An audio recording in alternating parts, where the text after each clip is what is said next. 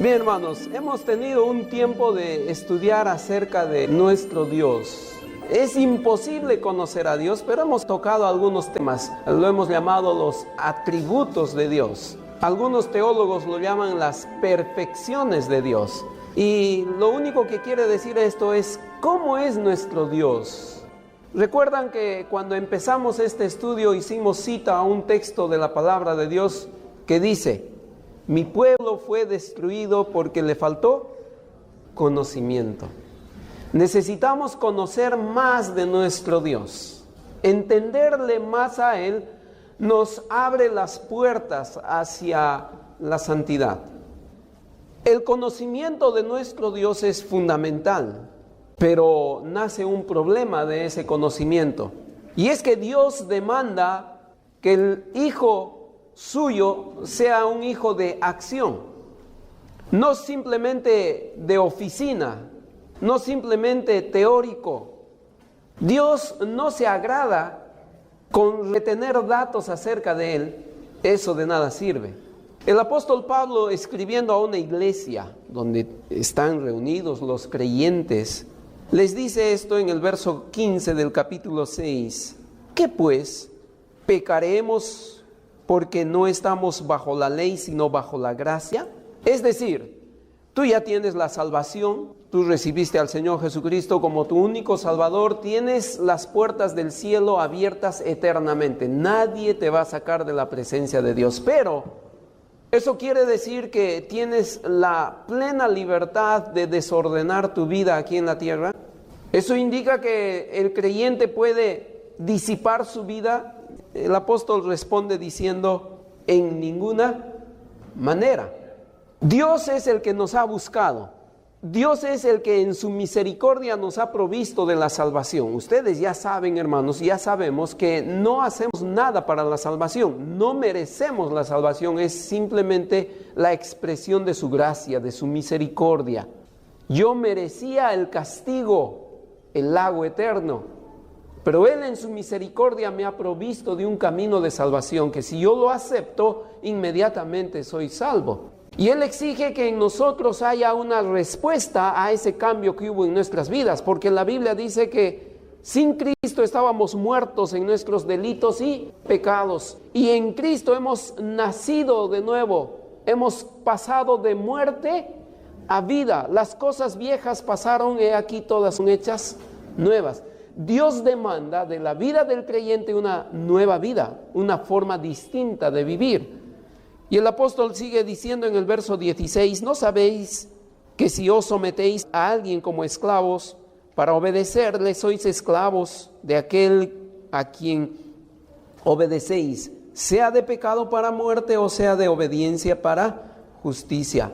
Pero gracias a Dios, que aunque erais esclavos del pecado, habéis obedecido de corazón aquella forma de doctrina a la cual fuisteis entregados. Y en el verso 18 existe el cambio. Hemos sido liberados, pero ¿cómo se expresa esa liberación? Verso 18: y libertados del pecado, vinisteis a ser siervos de la justicia. De la experiencia del ser humano se debe aprender esto, que cuando uno ha sido tocado por la mano de Dios, el cambio es inminente. Toda persona que ha sido tocado por Dios no puede permanecer en un estado pasado, porque la palabra de Dios dice que hemos sido liberados. Pero esa liberación nos transforma, nos convierte en siervos de Dios, siervos de justicia. Entonces Dios está demandando de parte de nosotros un cambio. Dios está demandando que en tu vida haya transformación. El problema es que miramos las dificultades como algo difícil de ser vencidas. Por ejemplo, ¿cómo voy a dejar la mentira? Es tan difícil dejar la mentira. ¿Cómo voy a dejar el alcohol? Es casi imposible dejar de fumar, dejar de embriagarme. Entonces vemos las circunstancias tan duras en nuestras vidas, tan difíciles, pero Dios nos ha liberado. Y es cuestión, hermanos, de entender el poder de Dios. Estuve leyendo una ilustración. Un niño que siempre iba a los circos y el animal que más le llamaba la atención era el elefante. Un animal tan grande, inmenso, que puede hacer muchas cosas con su fuerza. Cuando el elefante ya termina su actuación, los entrenadores lo llevan aparte, encadenan sus patas con cadenas que no pueda romper, pero le ponen una estaca de 10 centímetros. ¿Para qué es tremenda cadena si la estaca es de 10 centímetros? ¿Y por qué el elefante no se escapa? Y muchos hicieron esa pregunta. Pero un hombre especialista en elefantes dijo esto: el problema es que este elefante desde pequeño ha sido atado a esa estaca. Y cuando era un elefante pequeñito, puso toda su energía en tratar de sacar su pie de la estaca, romper las cadenas. Y luchó un día, y luchó 2 días, transpiró, se molestó, gritó, lloró, 4, 5, 6 días, hasta que al fin, un día, se dio por vencido. Ya creció el elefante y tiene tanto poder, pero un día se dio por vencido. Y aunque la estaca no es ningún impedimento, pero ya se dio por vencido. Muchas veces en nuestras vidas el problema no es que Dios no nos ha dado el poder, sino que ya nos hemos dado por vencidos y no queremos luchar con aquellos problemas que tenemos en nuestras vidas. Pero Dios está demandando de su Hijo un cambio. Y el verso 18 dice: y libertados del pecado vinisteis a ser siervos de la justicia. Hablo como humano por vuestra humana debilidad, que así como para iniquidad presentasteis vuestros miembros para servir a la inmundicia y a la iniquidad, así ahora para santificación presentad vuestros miembros para servir a la justicia. Dios está esperando que tú tomes una decisión. La decisión de servir a Dios, que pongas en práctica todo aquello que ahora conoces de Dios.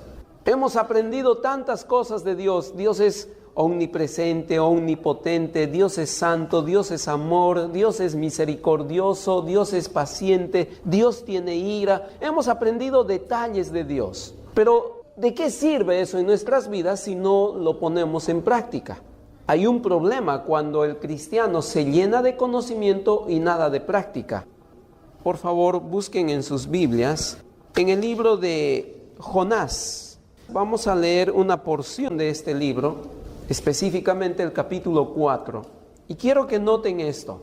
Jonás, el profeta de Dios, predicó con tanta convicción que todo un pueblo se arrepintió. ¿Cómo estaría su rostro, sus ojos, su voz? Cuánta energía, cuánta seriedad, seguridad en su mensaje, que la gente se arrepintió. Por supuesto, tocados por el Señor, pero fue un instrumento del Señor. Hasta que llegamos al capítulo 4. ¿Y qué dice Jonás en el capítulo 4? Pero Jonás se apesadumbró en extremo y se enojó. Y oró a Jehová y dijo: ahora, oh Jehová, ¿no es esto lo que yo decía estando aún en mi tierra? Interesante este punto. Jonás era un profeta de Dios que sabía mucho de Dios, conocía mucho de Dios, sabía bastante de nuestro Dios. Dice Jonás: yo sabía, yo entendía, yo conocía, yo comprendía estas cosas. Verso 2, segunda parte, dice: porque por eso me apresuré a huir a Tarsis, porque sabía yo que tú eres. Jonás revela su conocimiento de Dios, su teología. Jonás revela todo lo que sabe de Dios. Hermanos, el conocimiento de las personas se puede aplicar para 2 cosas. Uno para hacer daño y otro para ser de bendición a una persona.